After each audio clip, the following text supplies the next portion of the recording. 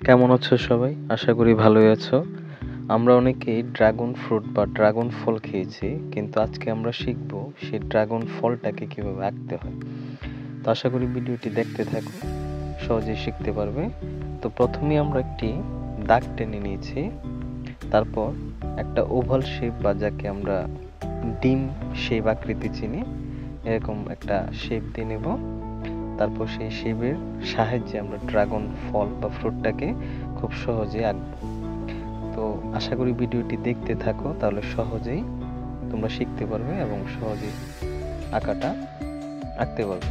তো আমি যেভাবে দেখাচ্ছি স্টেপ বাই স্টেপ ফলো করো এবং দেখতে থাকো, তাড়াতাড়ি তাহলে শিখে ফেলতে পারবে।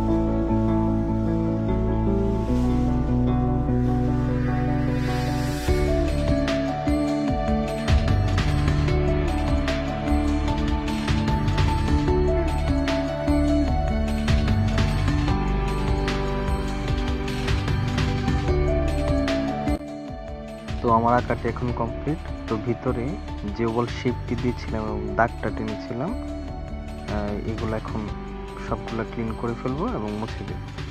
তারপর রেড কালারটা দিয়ে যে তার পরিচিত যে রংটা, সেই রংটা করব আমরা, কিন্তু আমি সব জায়গায় রেড কালার দেব না। এটার সাথে পিঙ্ক কালারটা মিক্সিং করব এবং আরো কয়েকটা কালার মিক্সিং করব।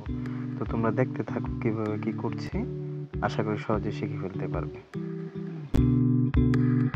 তো আমার ভিডিওটি যদি ভালো লেগে থাকে এবং আঁকাটা দেখে যদি তোমরা উপকৃত হও, তাহলে ভিডিওটি একটু শেয়ার করবে এবং একটা লাইক দিবে এবং তোমাদের মতামতটা প্রকাশ করে একটা সুন্দর একটা কমেন্ট করবে। আশা করি ভালোই লাগবে। তো সামনে আমরা যখন এগোবো তারও অনেক কিছু শিখতে পারবে।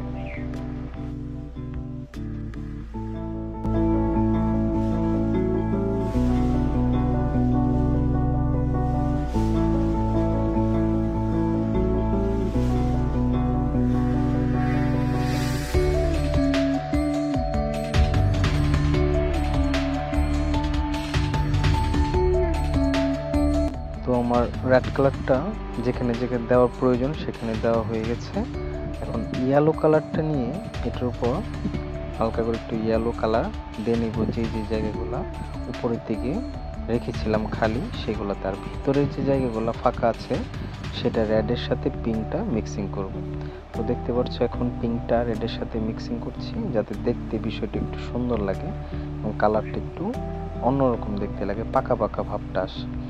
আর ইয়েলোটা দেওয়ার কারণ হচ্ছে ইয়েলোর সাথে গ্রিনটা মিক্সিং করার পর সুন্দর একটা কালার চলে আসে। তো আমি চাচ্ছিলাম বিষয়টি একটু পাকা পাকা যেন থাকে এবং দেখতে একটু সুন্দর লাগে। তো গ্রিনটা হালকা করে ইয়েলোর উপরে একটু ঘষিয়ে দেবো, যাতে করে দেখতে বিষয়টা একটু সুন্দর লাগে। উপরের দিকটা একটু একটু কাঁচা ভাব, কিন্তু বাকি অংশটা পাকা পাকা।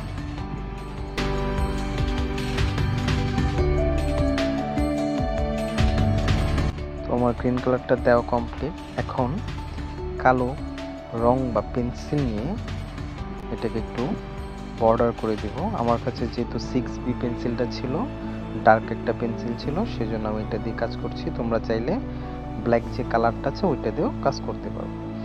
তো কালো যে পেন্সিলটা ছিল, ডার্ক পেন্সিল, ওইটা দিয়ে একটু একটু করে শ্যাডো ছায়া ছায়া দিয়ে নিচ্ছি, যাতে করে বিষয়গুলো একটু দেখতে ভালো লাগে। আর তার যে বর্ডারটা, সেই বর্ডারগুলো করে দিচ্ছি যাতে বিষয়গুলো একটু সুন্দর দেখায় এবং আসলে বর্ডার করার পর বিষয়গুলো অনেক সুন্দর লাগে। তো চেষ্টা করবে যে কোনো ছবি আঁকার পর সেটাকে বর্ডারিং করা, যাতে বর্ডারিং করলে বিষয়গুলো দেখতে অনেক সুন্দর লাগে এবং রিয়েলিস্টিক মনে হয়।